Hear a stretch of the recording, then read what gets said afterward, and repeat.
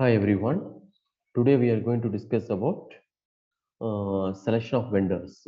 So this is the process where the organization identifies potential supplier for specified supplies, service or equipment. These suppliers' credentials and history are analyzed with the products or services they offer. Purchasing managers research potential bidders, obtaining information on the organizations and production from media sources and their own industry contacts. This selection process can include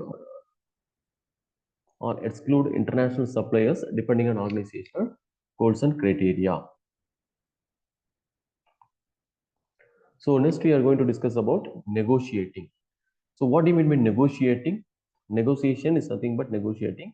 It's nothing but bargaining. So whatever that purchase, if you are going to purchase raw materials, definitely we're having some negotiation, bargaining between the buyer and seller. So negotiating is a skill set in the purchasing field.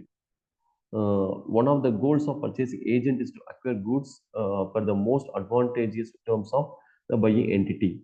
Purchasing agents typically attempt to decrease cost while meeting the buyer's other requirements such as an on-time delivery, complaints to the commercial terms and conditions. That saving could exceed the annual budget of the department, which in effect would pay the department's overhead, the employees' salaries, computers, office space, etc. So next we are going to discuss very important discussion on value analysis. So value analysis is also called as value engineering. It's a combination of purchasing and methods engineering. This activity is aimed at modifying the specification of materials, parts, and products to reduce their cost. Value analysis has wide acceptance as it offers increased value of your product without increasing the cost, and it reduces the cost without reducing the usefulness of the product.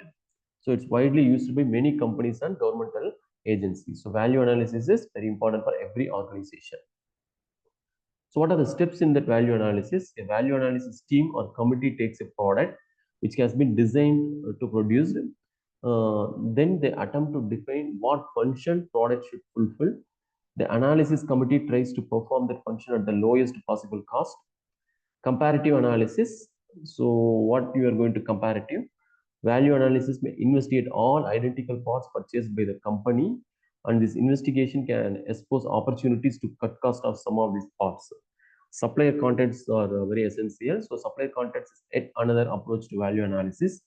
Smart purchasing personnel maintain close contact with suppliers who suggest improvement and cost reduction ideas. So next we are going to discuss what is production system. So still we discussed about purchasing management, purchasing organization. So now we are going to discuss production system. So what do you mean by production system? Production system may be defined as the methods, procedure, or arrangement which includes all functions required to accumulate. So these are the methods, procedure, and arrangement will be accumulated together. The input, process, or reprocess the input and deliver the marketable output. So input, process, and output. This is the production system of in any organization. So what is the meaning of production system? Production system consists of three main components, that is input, conversion process, and output. So what is the meaning of a production system? Output includes finished products, finished goods or parts and services. The three components of your production system are depicted in this diagram. Input is nothing but raw material, machines and labors, etc. Conversion process, manual or mechanical or chemical operation. Finally, you will get the finished goods and services. That is the output. So what is the example related to the production system? You will see tangible goods. Tangible in the sense it will be visible and touch. So consider an example of a manufacturing industry like a sugar industry. Here, sugar cane is first used as an input. Then the juice of sugar cane is processed through a conversion process. Finally, to get an output is known as refined sugar. So used for mass consumption. So consumption is nothing but usage of the particular product. Next, intangible goods. Intangible is nothing but it's not visible and also we didn't touch. So from a service industry, that of a software development firm or company, initially written program codes are used as an input. These codes are then integrated in some database and are provided with a user-friendly interface through a conversion process. Finally, an output is made available in the form of executable application program. So what are the types of production system? The normal way of classifying production system, there are four broad headings. One is job production, batch production, mass production, and process production.